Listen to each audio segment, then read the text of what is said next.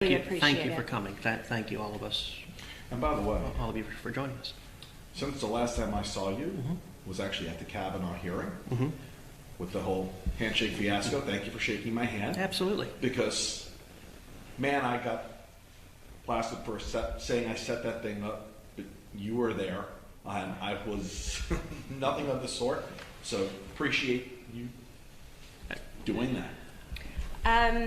So I'm gonna start, and I prepared pretty heavily for this meeting, Okay.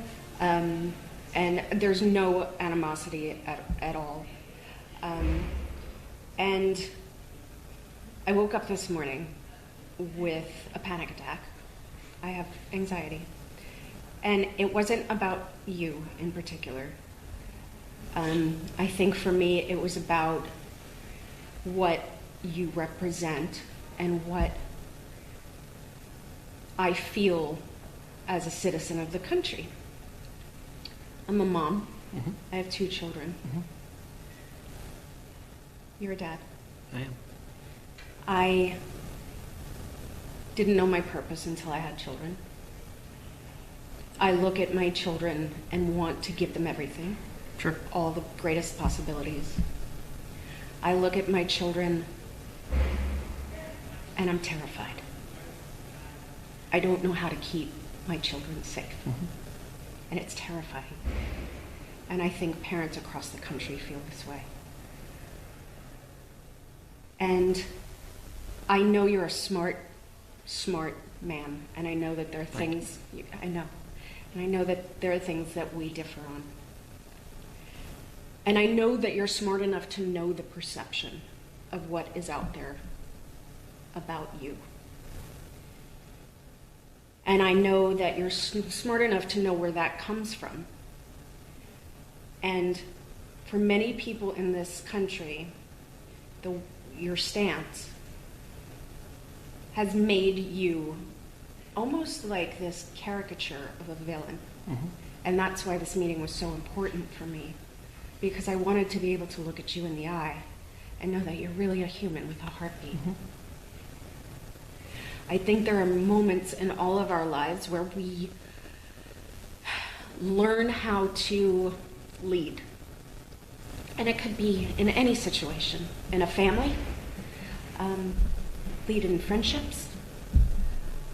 I think the difference between learning how to lead and being a leader is something that we're all born with. And that something is courage. And I'm asking you, and I'm begging you to have the courage to lead, because I think you could be an instrumental part of this solution for this country. And the fear that we're feeling as parents, the not knowing where to go to feel safe because it's everywhere now. And so having courage means being okay with making enemies. You know what having courage means? It's being okay to evolve and see that things are different now than they were when you first came into your power and your strength. Things are different now. Times are different. We can't hold on to where we were. This is an epidemic. And I know this is hard, and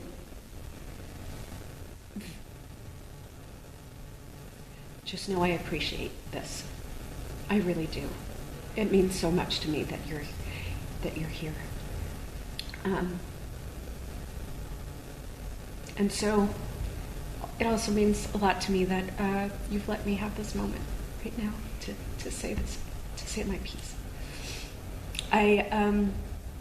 My biggest fear is actually his reality.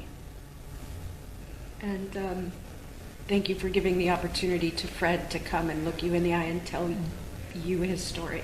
We really appreciate it. Thank you. Absolutely. And let me say thank you for coming. Thank you for coming. Thank you for having us. Look, this is a divided time. Yeah. This is an angry time. A lot of America is yelling at each other and feels like we're almost in different countries. And there's a lot of ugliness.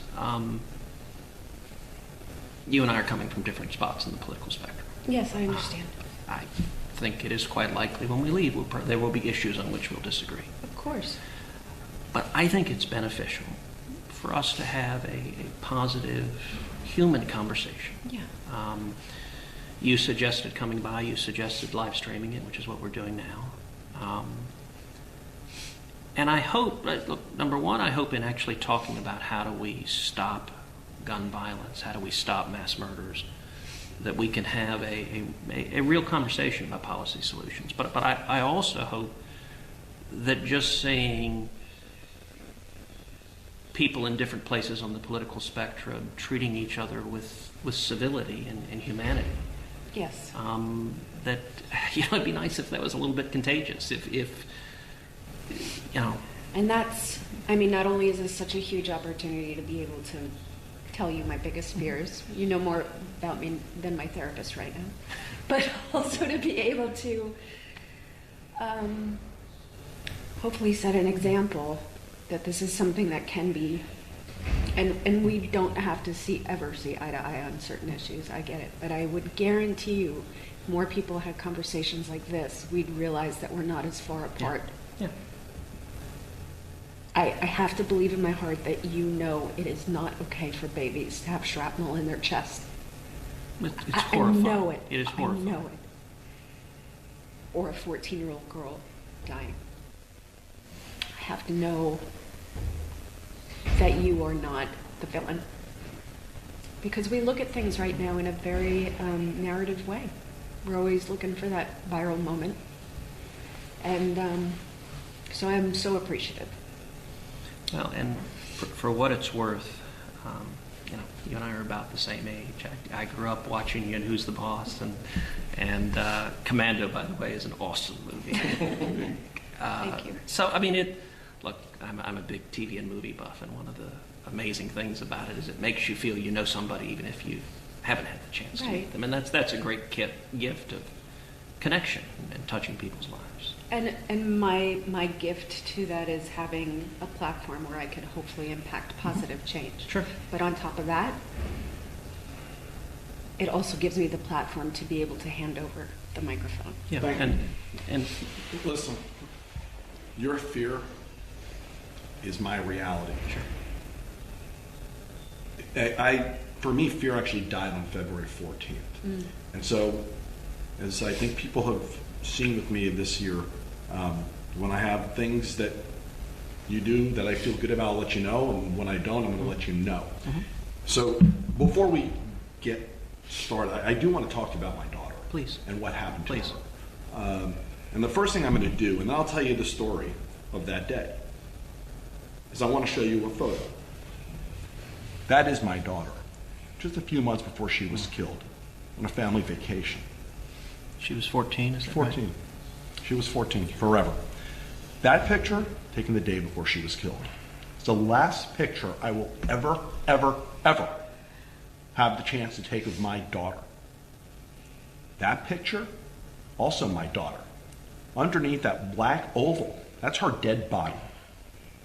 That's what that is on the third floor, not the first floor, not the second floor.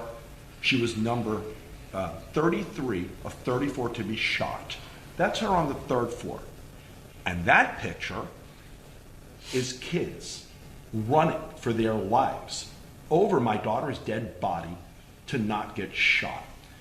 So I say to you, Senator Cruz, the reason why I do today what I do today has nothing to do with whether or not I'm a Republican or a Democrat. And when you make it about that, it pisses me off. Okay? It has to do with the fact that my daughter was shot in school. Okay? And I will tell you, if this was Republican or Democrat, go talk to Governor John Kasich and ask him how strongly I support him. Okay? Because I do. Why? Because he wants to do something about this. Go talk to Florida Senator Bill Galvano. who passed gun safety measures in Florida and asked him how strongly I support him when the NRA brutally attacked him because he did something about this. This is not Republican or Democrat. While I don't expect you to ever agree with me on a policy measure, in fact, you probably won't, okay? The nonsense about this being a Republican or Democrat issue has got to stop. When the bullets shoot you, God forbid they should ever hit one of your kids. When the bullets shoot you, they don't know if you're a Republican or Democrat. They only know they're likely to kill you. And we need to agree on that. When you do things like grab an AR-15 and bake it, and you make a joke, man, that is horrific. Because for me, the AR-15 is the machine that was used to kill. And why did it kill 17 and injure 17? Because of the way it was designed. Again, this wasn't on the first floor that my daughter got killed. It wasn't on the second. She was second to last to be shot. My daughter, running down a hallway, it's on video. These are still photos, but the video of it is there. Have you seen the video? Nobody has, but law enforcement. And God forbid, in the trial, it's probably going to be public, and my family will be tormented by it forever. Okay? Because it's going to be a highlight reel video. Yeah. Because she's running down the hallway.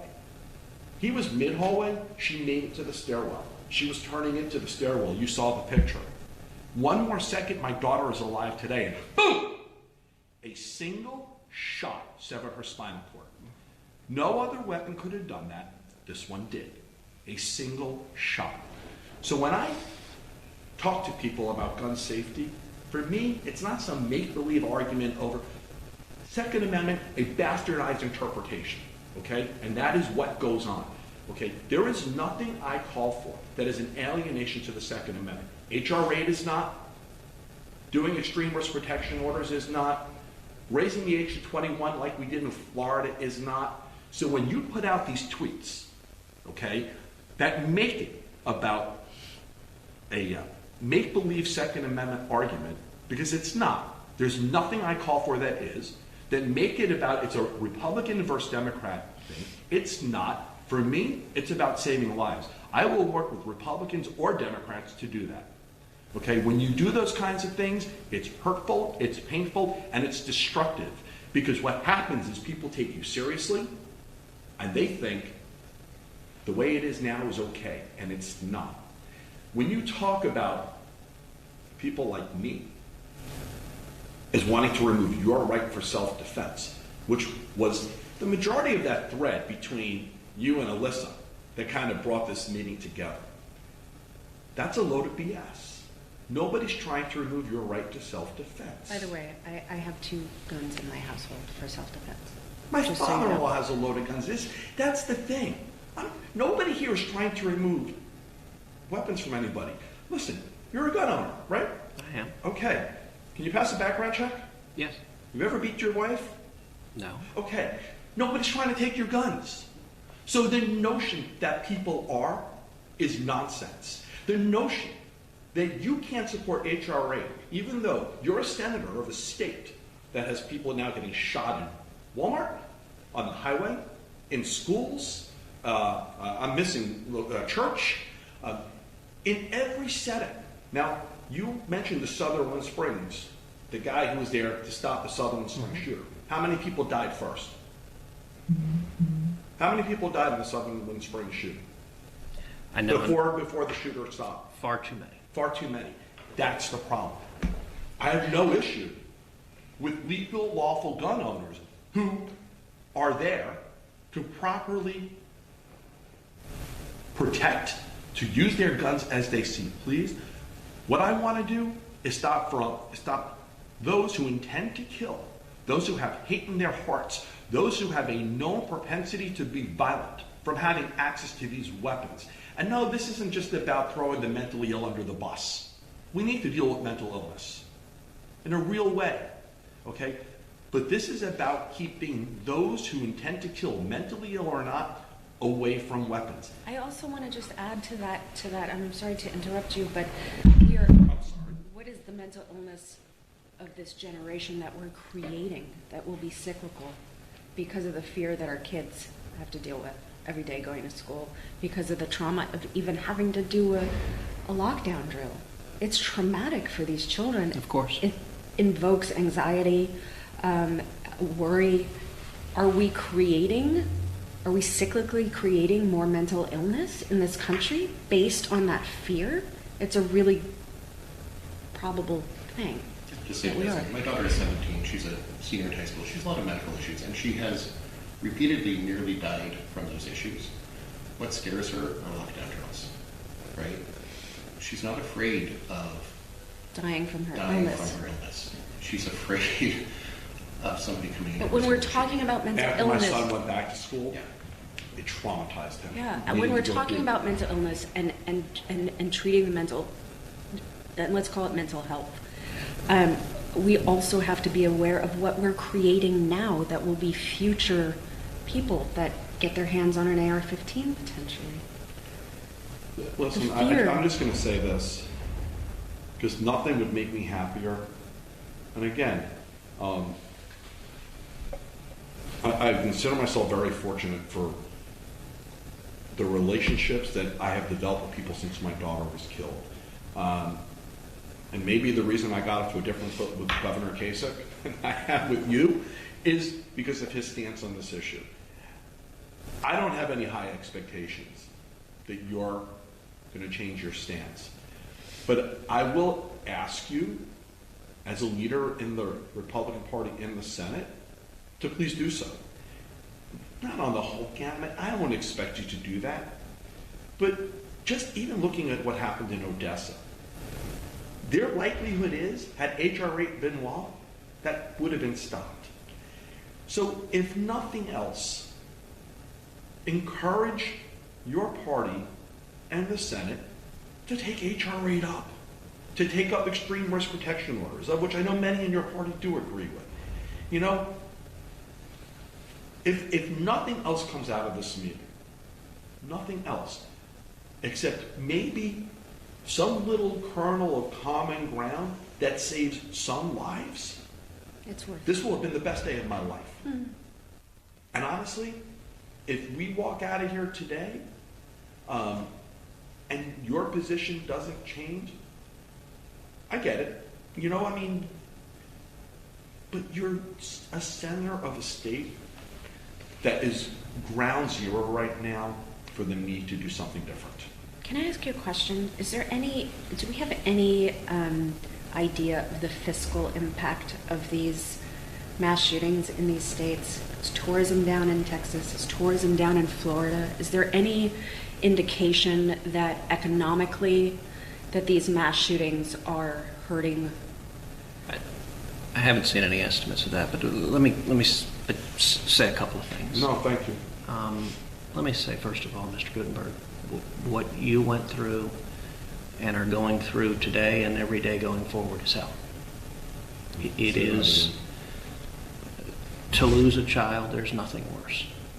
And I know you and your family are in pain and agony. It is horrific. It is wrong that your daughter was taken from you, that she was murdered. And when it comes to these mass murders, as you know, Texas has seen a lot of it. Santa Fe High School is less than an hour from my house. I was at home that morning when Santa Fe happened. Drove to the school, was there within about an hour of the shooting, and was there with the families, with first responders, with teachers, with that community that grieved.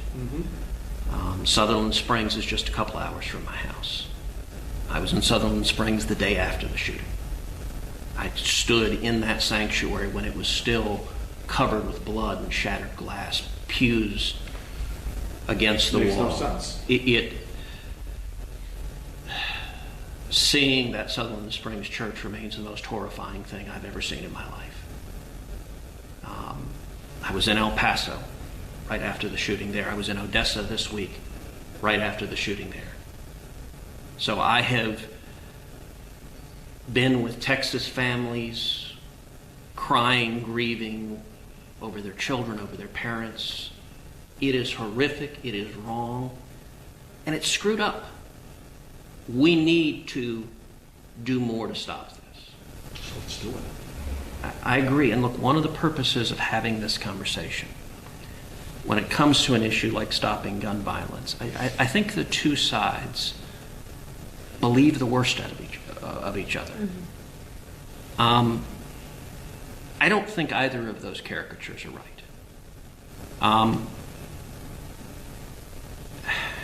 If we can start from what I think should be a shared goal, which is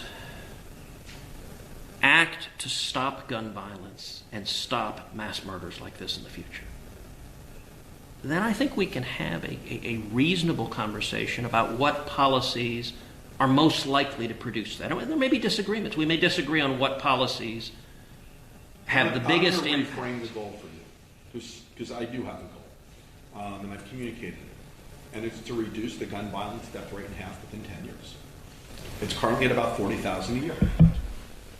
Now, a good number of those are suicide. So we must deal with the mental illness or mental health part. But a good number of those are not suicide, they're homicide. My goal is to reduce that number in half within 10 years. I think that is an admirable goal. Look, I've spent a lot of my life in law enforcement, a lot of my life dealing with criminals, dealing with murderers and rapists and people who commit horrific crime. Yeah. And I have been with, too many times, the victims of horrifying crimes, parents who are grieving their kids. I think we must do much more to keep people safe. I don't want to be at another one of these in Texas. I don't want to be at another one of these anywhere else. Well, your governor and lieutenant governor seem to want to deal with the background checks.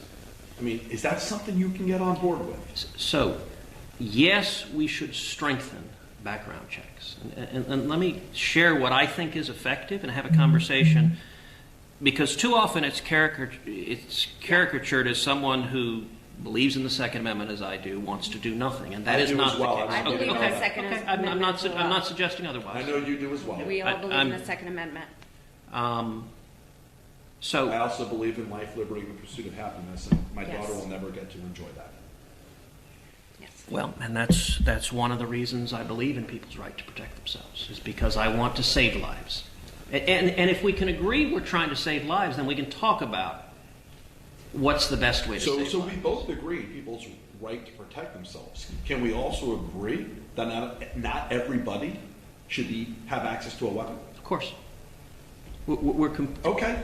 So yes, and so let's talk about, I think there are two approaches to gun violence in my view.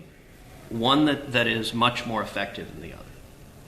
What I think is effective is focusing on the bad guys, is focusing on felons and fugitives and those with serious mental illnesses that are a danger to themselves or to others. And I think we need to focus the laws, our efforts to keep firearms out of their hands, our efforts to, if they're breaking the law, to prosecute them. We need to focus on the bad guys. What I don't think is effective, and at least in Washington, and I'm not suggesting you, sir, I'm saying in Washington, in Congress where I serve, often the debates focus on law-abiding citizens and restricting their rights. I think that is not effective in stopping crime. How? So let me give an example of an approach that I think makes sense. I was elected in 2012, so I started... I'm sorry, but how does the debate divert to affecting law-abiding citizens? So, for example, there are multiple 2020 Democratic candidates for president who are campaigning right now on gun confiscation. They are campaigning on forcing American citizens to give up their firearms. I disagree with it. They're not talking about forcing criminals to. They're talking about law-abiding citizens who have firearms to protect their homes, the federal government forcing them to give up their firearms. And if over the past 20 years, if people were doing a meaningful effort to actually address gun violence, I don't know if the conversation would have ever even gotten to the place that it's in today. But the reality is nothing happened. And so I can tell you, sitting here in this room, you don't hear me talking about that. Okay? I didn't suggest you were. But today that are going on. But we are seeing Beto O'Rourke, we're seeing Cory Booker, we're seeing Kamala Harris talk about it. Americans will get to vote on what they want. So my point is, I mean, if we're agreed that the objective is saving people's lives and stopping murders, I believe the much more effective way is focus on the bad guys rather than law-abiding citizens. And I think gun confiscation is a perfect example of a policy that targets law-abiding citizens rather than It's a red herring. It's what they're campaigning on. Okay, well, hang on. But Americans will get to vote, but right now we're talking about HR 8 and extreme risk protection laws. Well, if we step back for just 1 second, I just think so that we're talking all in the same terms here. No presidential candidate that I'm aware of is saying they're going to confiscate your pistol. Correct. Or they're going to confiscate your bolt-action rifle. Or they're going to confiscate your semi-automatic non-assault rifle, right? There are some candidates who are talking about removing a particular subclass of weapons. Nobody is saying we're going to come and take your guns. They're saying we may come and take some of your guns. In the same way, at one point they said we're going to come and take your machine gun, or we're going to come and take your hand grenades, or we're going to prevent you from having Sudafed, right? or reduce the amount of Sudafed you can have. So nobody is saying we're going to come and take your guns. And I We think don't that want this to is an take important. all guns away from Right. all people. We want to take certain guns away from certain people. And I think this just goes back a little bit to what Fred was saying earlier about honesty in the debate, right? And what you were saying about the caricature, right? So we have the caricature of gun grabbers on our side, and you have the caricature of arm everybody all of the time on your side, and neither of those are accurate. But when we use language like presidential candidates want to confiscate your guns, we are telling half of the truth at best. And we are sticking in that ping pong of talking points, and that's not helpful for any of us, right? 3 of the 10 remaining presidential candidates on the debate stage are actively campaigning on the federal government actively and forcibly confiscating what is the most popular rifle in America today. Now, you may agree with that policy. But that is gun confiscation. But It's not. But Let me ask you. So 4 months ago, before any candidate even put that in a platform, what would you have said to me then about why you won't do anything? But let me be clear, I want to know. Mr. Gutenberg. Not only am I not saying do nothing, I am saying the opposite. Do something. If you allow me, I'll explain what I think we should do. But my position is absolutely we need to act. When I arrived in the Senate in 2013, just a few months into my time here, is when the Sandy Hook shooting occurred. Mm-hmm. Horrific. I was brand new in the Senate. One of the first pieces of legislation I introduced was legislation designed to address gun violence and to get guns out of the hands of violent felons and fugitives and those with dangerous mental illness. It was legislation I teamed up with Chuck Grassley, senator from Iowa, and so it's called Grassley-Cruz. Mm-hmm. That legislation ended up being voted on the Senate floor. Grassley-Cruz got 52 votes, so it got a majority of the votes in a Democratic Senate. This was the Harry Reid Senate. 9 Democrats voted for Grassley-Cruz. It got the most bipartisan support of any of the comprehensive legislation. Let me tell you what it did, because it didn't pass into law because Harry Reid and the Democrats filibustered it. They demanded 60 votes. So even though I got a majority, it wasn't 60, and so it didn't pass into law. I've reintroduced it, and I think we need to pass Grassley-Cruz. What it did is focused on strengthening background checks. I want background checks to be stronger and more effective and keep weapons out of the hands of violent felons and fugitives and people with dangerous mental illness. Let's take, for example, if I might, the Sutherland Springs shooting. Because I believe that was an entirely preventable crime. And the system failed. Mm-hmm. So the shooter there was doubly ineligible to buy a firearm. He had a felony conviction. He had a domestic violence conviction. Now, as you know, either one of those makes you ineligible to buy a firearm, makes you ineligible to own a firearm. The reason the Sutherland Springs shooter got his guns is because the Air Force under the Obama administration never reported his felony to the database. So the Sutherland Springs shooter went in to buy a gun. He did a background check. He filled out the form. He lied on the form, and they ran the check, and it cleared because the conviction wasn't in there. What Grassley-Cruz did, it had a number of elements. One element was mandating the Department of Justice to do an audit of every federal agency to make sure the convictions are in. The database is only as good as the data that's in it. And Grassley-Cruz was designed to catch convictions like the Sutherland Springs shooters. It also a number of states and local governments have really poor records reporting their convictions for mental health adjudication. So Grassley-Cruz was designed to be really aggressive, incentivizing states and local governments get the convictions in the database, get the mental health adjudications in the database, so that we know none of this works unless the database has the data.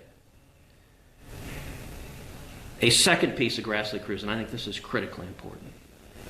For a long time, the Department of Justice has a policy that it very rarely prosecutes felons and fugitives who lie on a background check. So the Sutherland Springs shooter, when he filled out that form, he checked a box and said, I don't have a felony conviction. That was a lie. And it was a felony. It is a felony to lie on that form.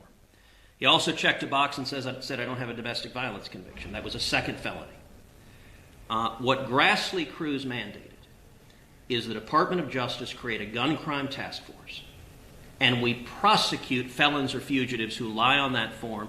And if Grassley-Cruz had passed, if it hadn't been filibustered in the Senate, then when the Sutherland Springs shooter went in and lied on that form, the Department of Justice would have prosecuted him, and he would have been in a federal prison instead of in that sanctuary murdering innocent men, women, and children. So you asked me how many people were killed. The number should have been 0. And in that instance, if the system worked, we would have put him in jail. I think that's what's effective. Listen, and unfortunately, in too many of these shootings, the reality is people who want access to weapons have a variety of loopholes to jump through and get access to weapons. Everything that I'd like to do is all about roadblocks. Okay? It's not about taking away your right. It's about roadblocks to take away the ability of those bad guys, those who want to kill, to get the access to weapons. Odessa is the other example. That's a guy who also is a prohibited purchaser. Yes. But you have 300 million weapons on the street. Yeah. Private sale. And guess what? From there, he was able to go to any old store and buy the bullets, because while prohibited purchasers are also by law not able to buy bullets, there's no requirement for a background check on bullets. So, listen, there's a lot of stuff we can do. There are ways we can reduce gun violence. We're never going to stop it. Traffic lights don't stop every traffic accident. They stop a lot of them.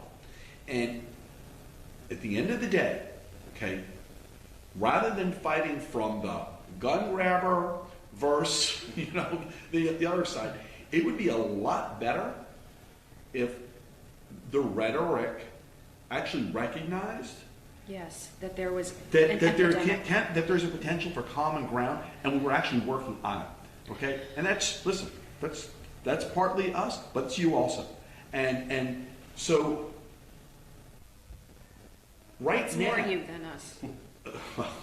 At this point, we're asking you to be a hero. Ms. Milano, it's interesting you say that. I would encourage you, you're meeting with Democrats, ask them why they filibustered Grassley-Cruz. Okay. And let me tell you why I say that. Because none of them ever articulated a policy objective to it, other than the only explanation that made sense is they were mad that their own proposals that impacted law-abiding citizens didn't pass. And because their proposals didn't pass, they filibustered a law enforcement piece of legislation. Who have I been calling out the most over the past 2 weeks? No. Well, yes. But I've been calling out the Democrats. Oh, for sure. Schumer and those senators who are running for president. And why? Because actually, while I think what Mitch McConnell is doing is horrific, okay, I actually am equally pissed off at the Democrats who were supposed to be leading and who were doing nothing but saying. Okay. So I'm calling them out too. You need to be clear on it. But for what it's worth, I urged Mitch McConnell today that we should take up and pass Grassley-Cruz. I spoke with the Attorney General yesterday. What about background checks? The background checks bill that's out there now. So I don't believe that would have a meaningful impact decreasing gun violence. But isn't it worth trying? It probably would have stopped Odessa. So I don't believe it. So we can talk about it. Let's talk about that. So the existing law, and you guys know this, but not everyone watching knows this, so it's worth talking about what the existing law is right now. Mm-hmm. Existing law is that background checks are required for anyone in America who buys a firearm from a federally licensed dealer. Mm-hmm. Correct. So that's existing law, and that's true whether you buy it at a gun store or a big box store or a gun show. If you buy from a federally licensed dealer, you have a background check. Mm-hmm. What is exempted right now are private person-to-person transactions. Correct. So not from a dealer, whether an instance of a grandfather giving a shotgun to his grandson to go bird hunting. That's exempted from the system. Or two buddies in a deer blind that one sells a deer rifle to another. Those are exempted Or one from the gang system. member to another gang member. That's the reality. Except for the fact that if you look at actually where the guns used in crimes are coming from, they're not coming from those sales. If you look at, for example, gun shows, a lot of discussion of gun shows. Fewer than 1% of the guns used in crimes come from gun shows. That's not where the criminals are getting their guns. And if you actually want to stop violent crime, let's take the Sutherland Springs shooter. His not being prosecuted, now his conviction was in the database, so they didn't flag it. But if it had been in the database, he wouldn't have been prosecuted. That's not an exception. I'll give you stats from 2010 just because I happen to know that year. 2010, there were 48,000 felons and fugitives who tried to illegally buy a firearm. That's a lot of felons, a lot of fugitives going in and trying to buy a firearm against the law. The Department of Justice prosecuted 44 of them. 44 out of 48,000. I've had hearings where police chiefs have yelled at me and said, I don't have time for paperwork offenses.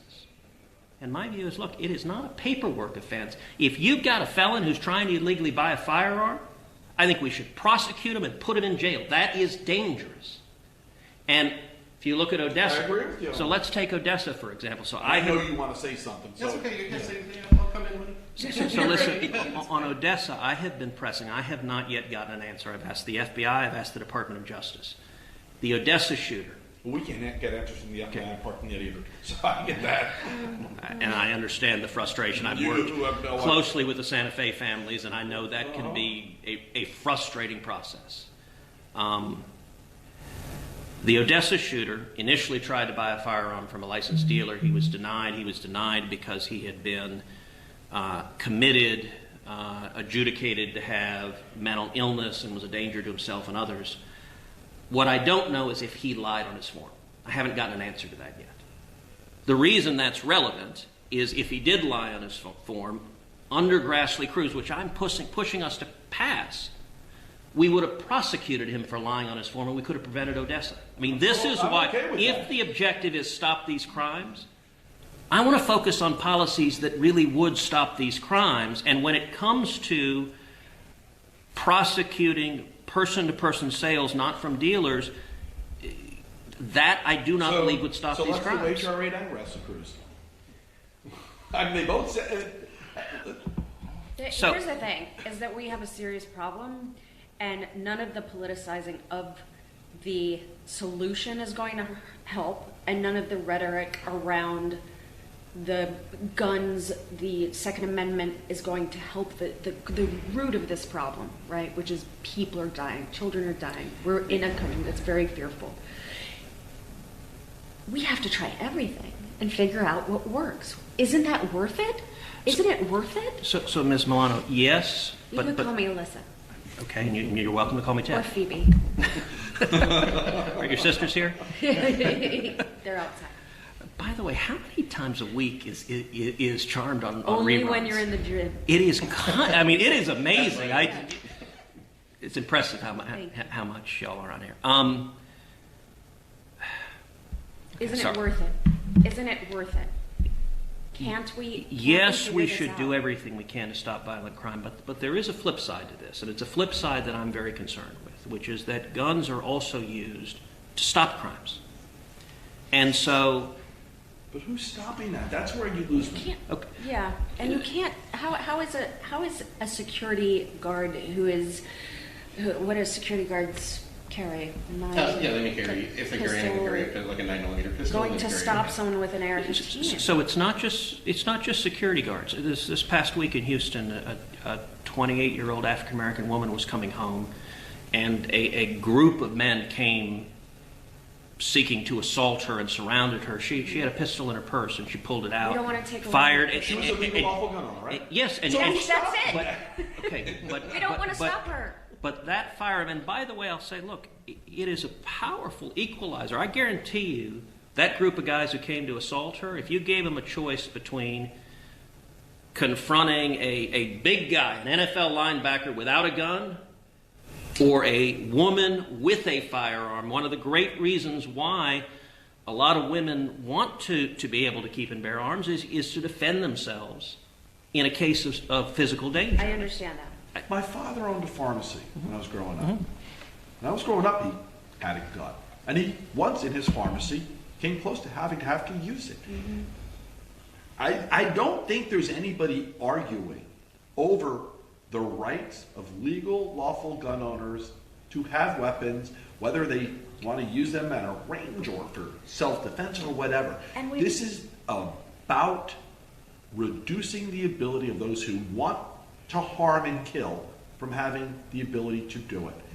And so every time you make the argument about self-defense, it's not. But Mr. And we've Goodberg, always, always been a self-correcting nation. We've always self-corrected. Look at what's happening right now. We have to self-correct this. It's on us. So, if I can I at least Yeah. help you understand Pretty good, the millions of well-meaning people who are very concerned about this and don't want to see, for example, background checks on private person-to-person sales. I'll explain why. Oh, I've heard it explained by others, and so. And I'm not suggesting I'm going to persuade you, but at least want you to understand that there is genuine and real concern. I would frame it as twofold. Number one, if you look at these mass murders, those are not the people who are committing it. So this is a proposal. It's the number one proposal championed here in Congress by Democrats, which would have stopped 0 of these mass murders that we've seen. It wouldn't have stopped Santa Fe or Sutherland Springs. It wouldn't have stopped Parkland. It May have stopped Odessa. Possibly, Yeah. although the evidence is, it appears that he bought it from an illegal firearms dealer, in which case it would have impacted Yeah, Odessa. and we'll find out. We will Time find tell. out. Those facts are still coming out in the investigation. Yeah. But here is the And this concern. isn't just about mass murders. Okay, when the 40,000 people who die every year, they're not all dying in a mass murder. Okay, in fact, I'll give you. And most of them are dying from handguns. So let's go to Ohio. Okay, we all know what happened in Dayton, right?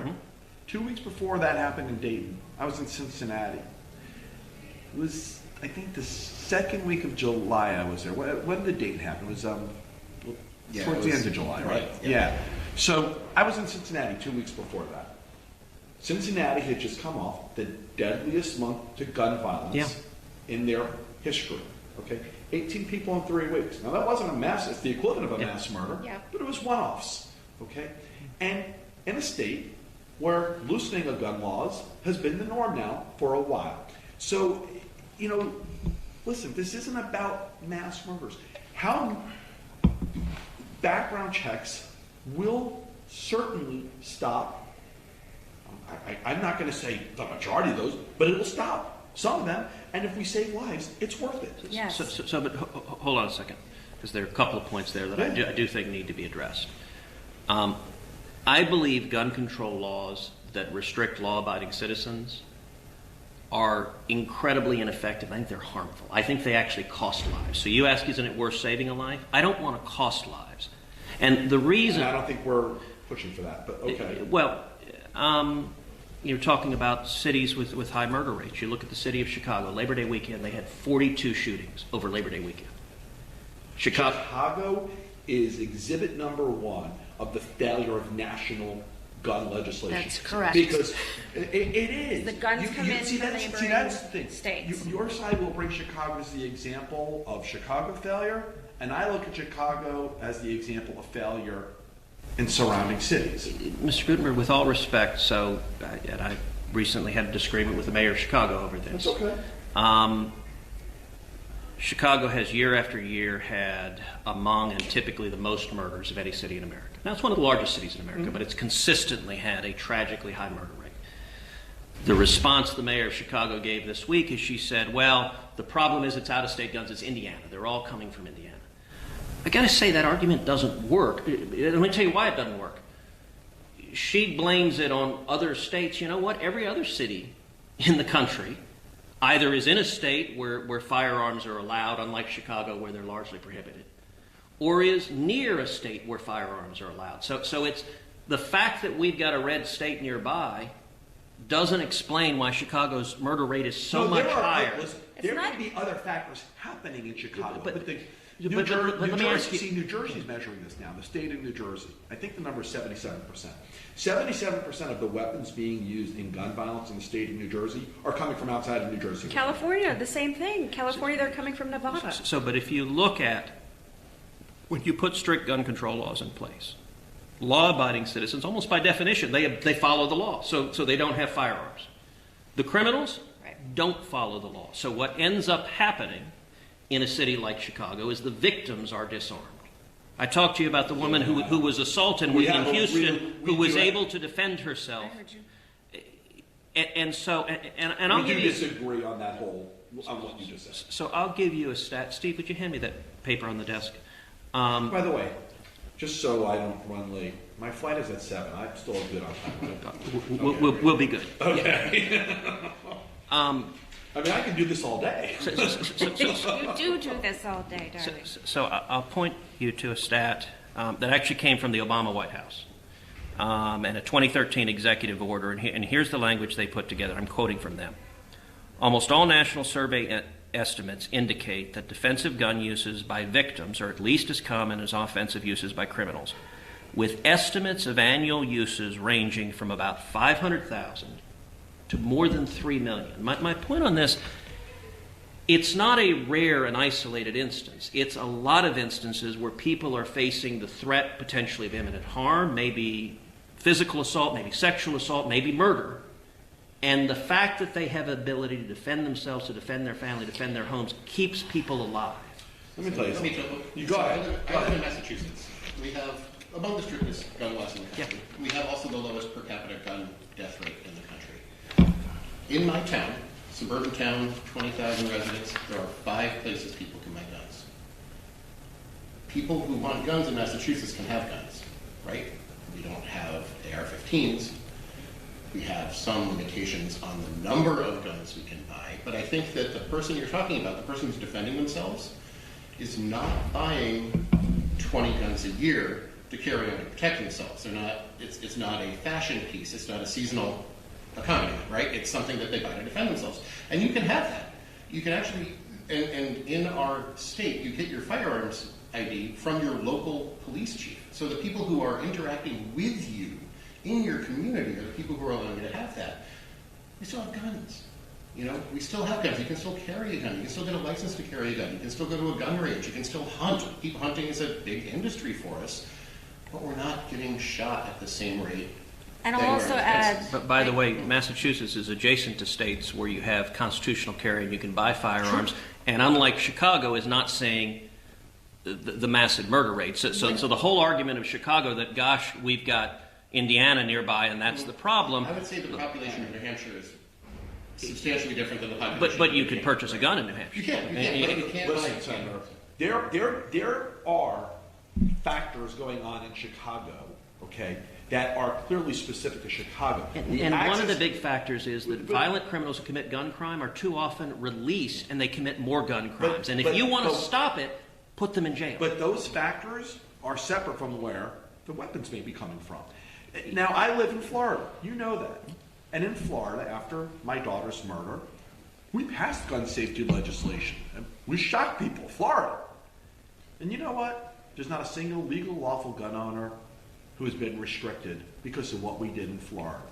So this notion that taking steps and doing more. And when you said that she was not an anomaly, the mass shootings using assault weapons is also not an anomaly. Not anymore. And it's happening far too often. And you have your I just want to read you something. Okay, sure. I do not believe in taking away the right of the citizen for sporting, for hunting, and so forth, or for home defense. But I do believe that a machine gun, an AK-47, is not a sporting weapon or needed for defense of a home. Ronald Reagan. But Alyssa, as you know, but this is actually that's actually a great point. I think one that's important for people watching this to understand. Machine guns are functionally illegal right now. And my wife Heidi is a native Californian. She grew up in the Central Coast. Beautiful there. We have a lot of family in California.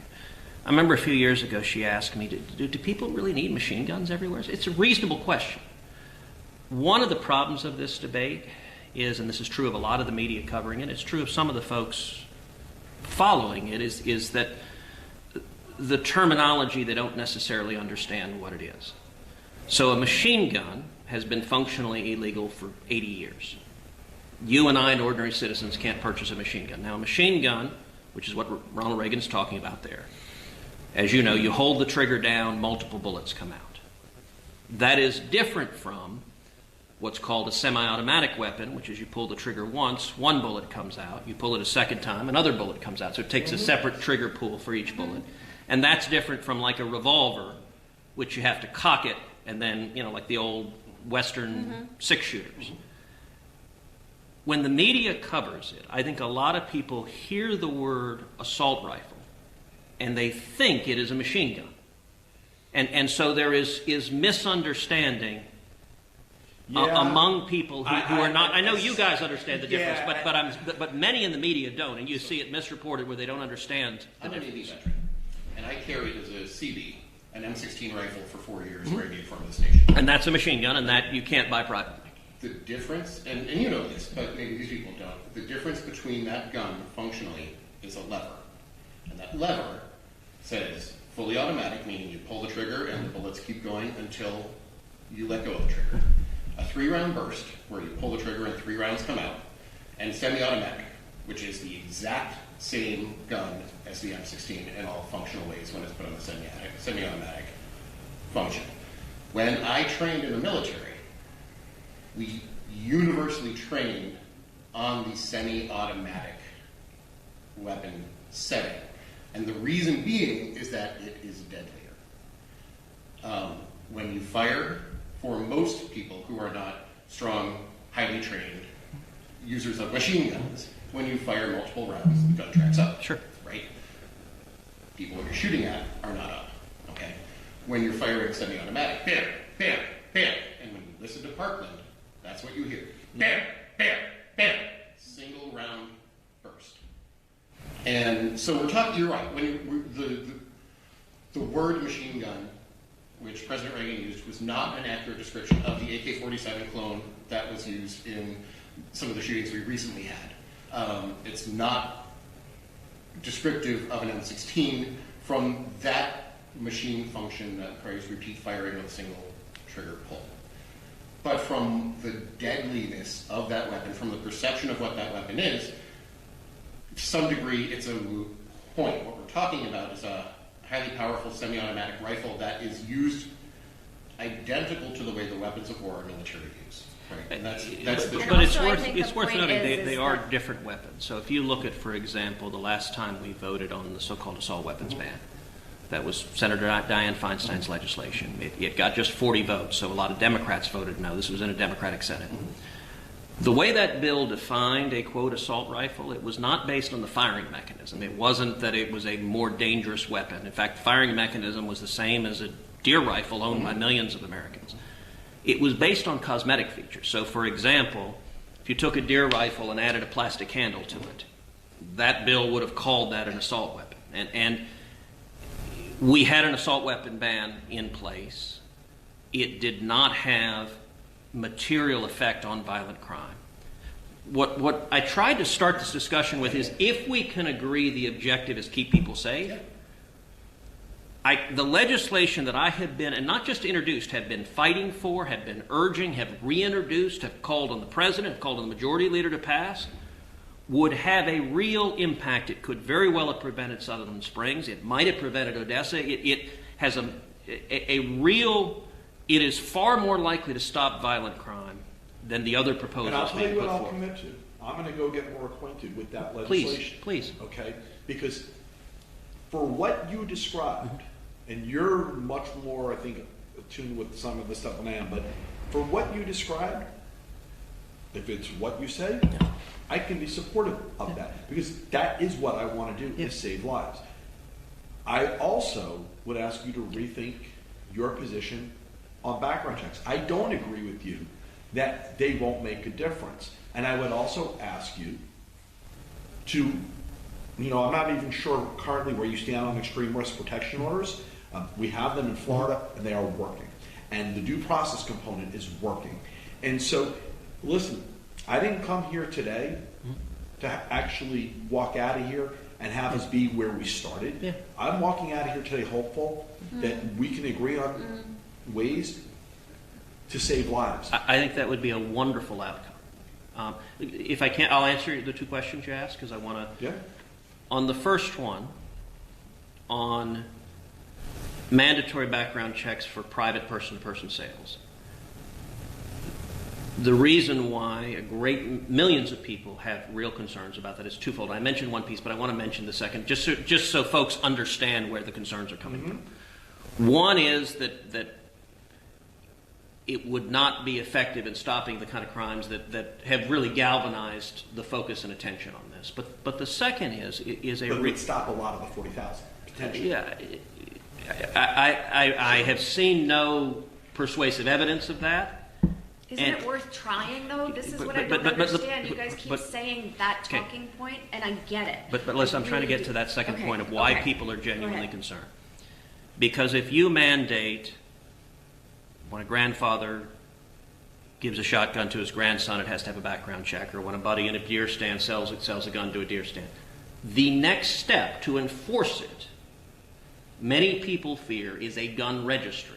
That the only way you can know if someone sells a person-to-person gun is to register them.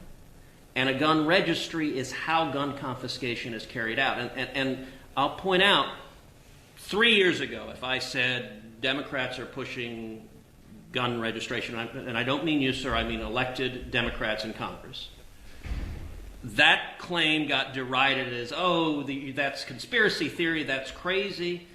We now have 3 of the top Democratic presidential candidates calling for confiscation, and just today, Congressman O'Rourke called for a national gun registry to enable confiscation. So I'm not suggesting I'm going to persuade you on this. Why are they doing that? Because you have 40,000 people a year dying. But listen, I'm going to tell you what I tell my wife all the time, which is I don't live life by the what if principle. I deal with what is, okay? And what is H.R.R. 8. What is 40,000 people. Grassley-Cruz is as well. I mean, that's one. That's another piece of legislation. I commit to you. In fact, I'm going to leave you guys with my email. Please. Because I'd love for somebody to send me the legislation. We will do it today. So, here's my card. Yeah. Well, But thank you. I don't have a card. Thank you. Okay, But we were in contact, so we'll send it to you as well. So I guess, Senator, the thing that I would like to ask, the two things I would like to ask you before we leave, are that I understand you're a smart guy and you are a legislator and you love the law, right? From what I understand about you, you're somebody who loves the law.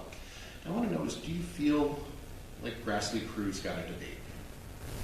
You had a discussion. Was it not was the process perfect? Not to get all the way, but did it have a chance to be discussed in the Senate? Sure, and it got a vote. Yeah, and it got a vote. Purple. But it's worth noting that Mansion Toomey, which has a lot of the elements of the bill you're focusing on, also got a vote. Sure. And so they were voted on side by side. Totally agree. Listen, I think that Alyssa recently put out an op-ed that went through shootings over the last decade, 2 decades. Republican administration, Democratic administration, Republican Congress, Democratic Congress, split government. And they all sucked, right, as far on this issue. Nothing happened over and over again. Always failure. Yep. But there's debate, right? On your bill, you had a debate and a vote. So the guess is, do you not think that the Senate should offer that debate and that process on the bills that exist before it right now? Do you think that one person, because that's where it is right now, is one person as a leader of your party is stopping the debate, right? I'm not asking you to even vote for it. We are having the debate. I mean, the public policy debate is raging. So let me tell you this, though. H.R. 8, March 4th was second read in the Senate. It's not even assigned to a committee. It's nothing. Nothing's happened to it. Okay, it's just read. Violence Against Women Act, renewal of a hugely popular act, read into the Senate the second time, April 2nd. Not even assigned to committee. We're having a public debate. We're not having a Policy debate. Governmental. Yeah. So here is one of the challenges, and this is just where Washington is right now. Look, we're divided and angry and fighting. If you look at the Nancy Pelosi House, they're passing lots of bills that they know will never pass into law. They're not. So there are a couple of ways to legislate. One Wait is a minute. There was nothing coming out of the House before. okay. Wait, with all respect, that's not true. And we had Republican majorities in both houses. We passed a lot of Do you legislation think, and this together. is an honest question because I'm not an insider, bills like the Veterans Child Care Act, which passed, bipartisan, passed through the House and has died in the Senate, that's not worth bringing up for a vote? You don't think that's political? So I don't know that specific piece of legislation. I'm happy to have our team go and look at that. I mean, It basically there said are thousands of bills that are introduced on both sides. So I don't. that when veterans are in the hospital for a long stay, that there should be child care provided.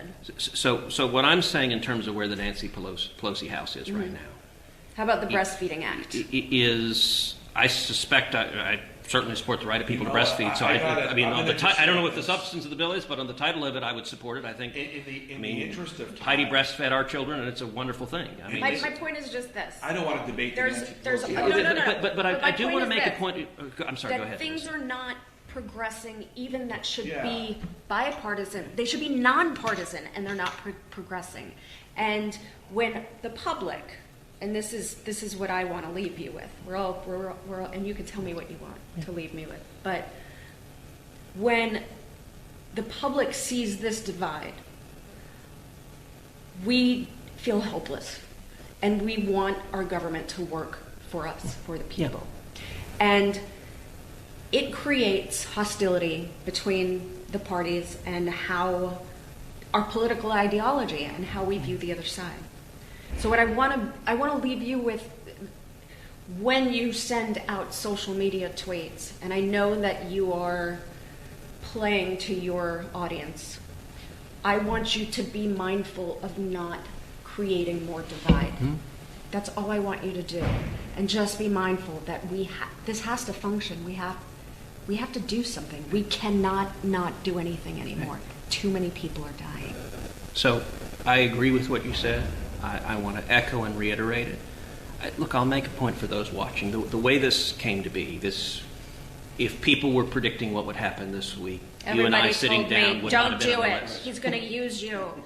He's going to placate to his, But the way this came to pass, you sent a tweet where you asked, can somebody show me where in the Bible owning a gun is a God-given right?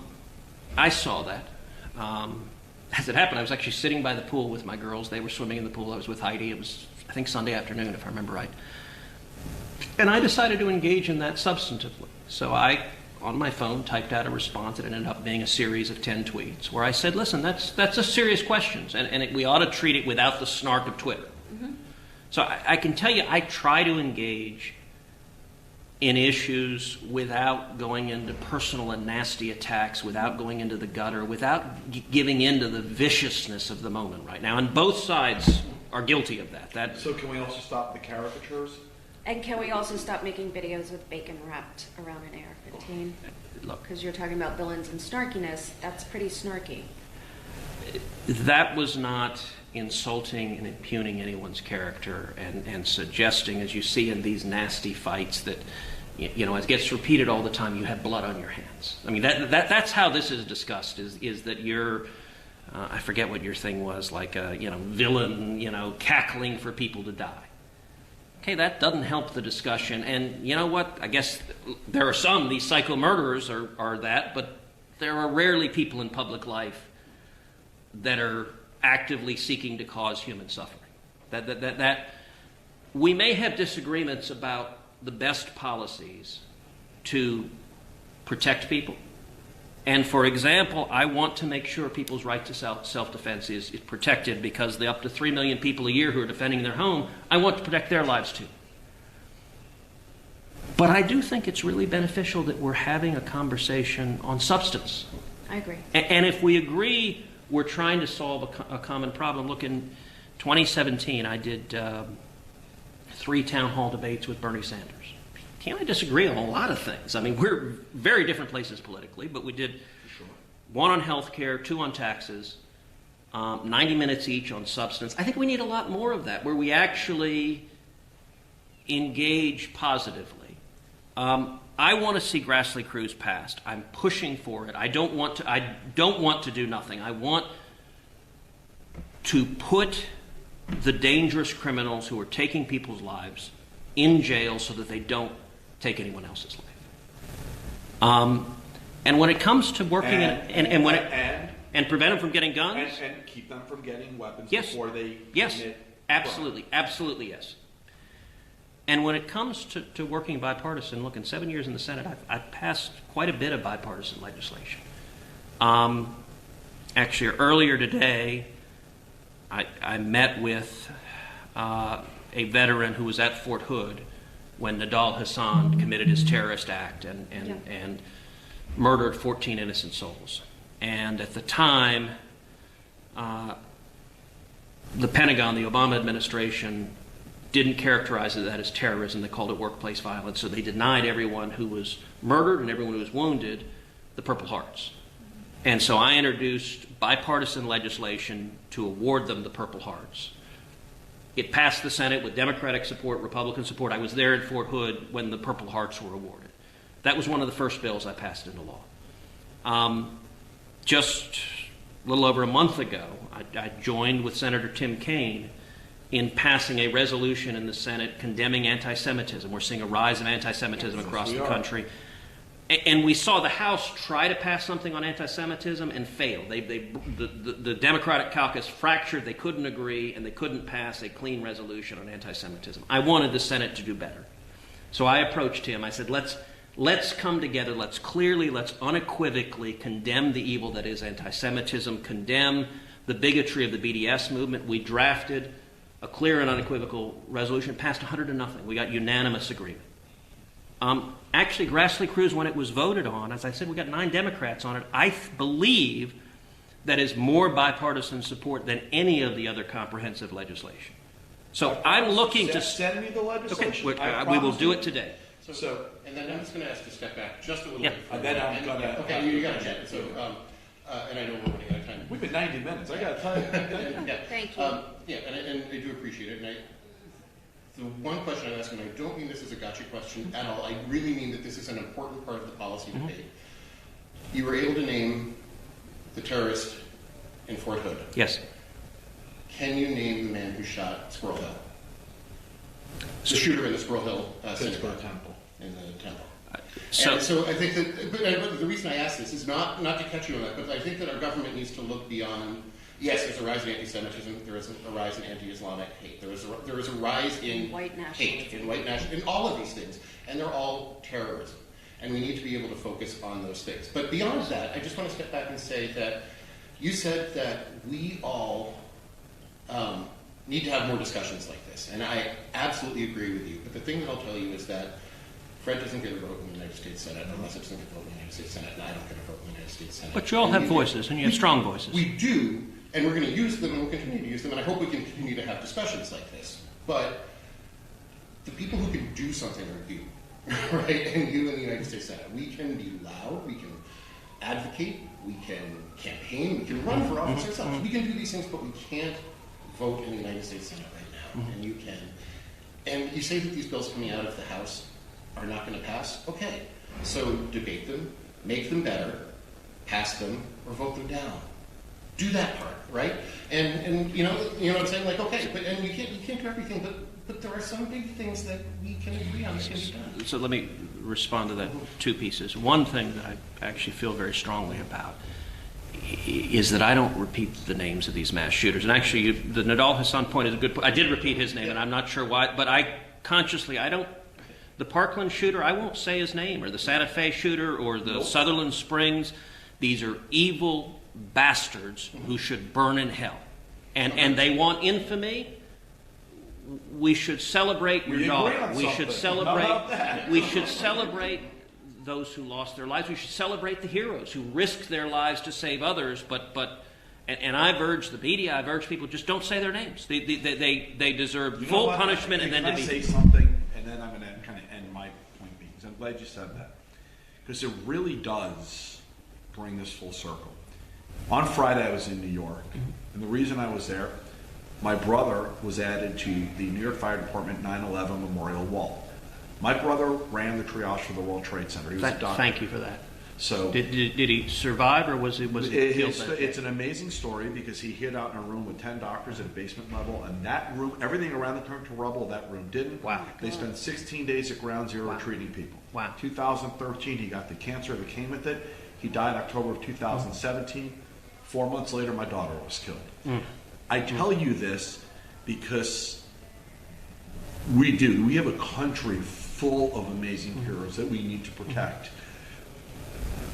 But the reality is when that happened, when 9/11 happened, this country took steps that probably made politically a lot of people very uncomfortable to save lives, to make sure it never happens again.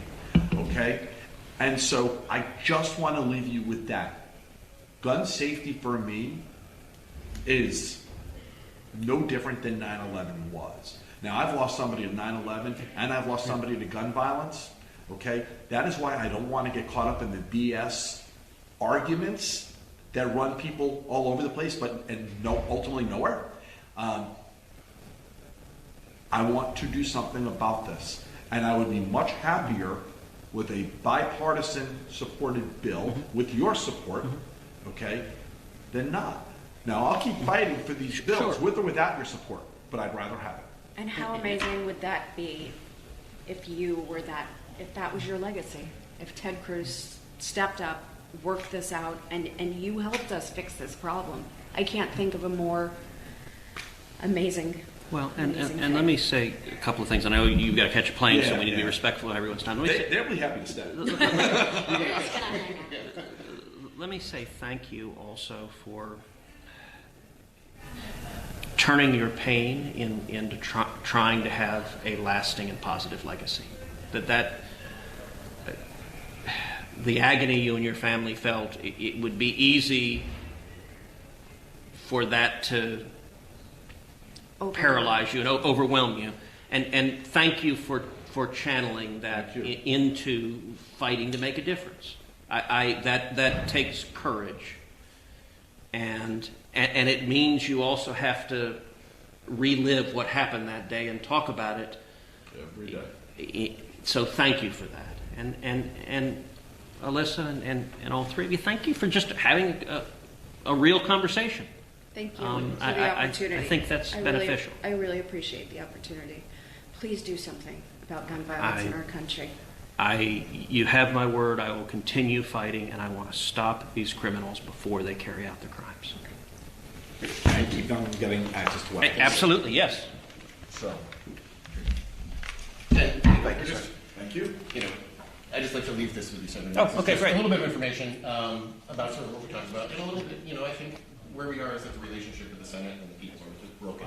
And I think conversations like this can go a little bit of a way. And I'm also going to say, I will give the Democrats as much hell about working together because the thing that's been so frustrating for me is having, that we should celebrate bipartisanship.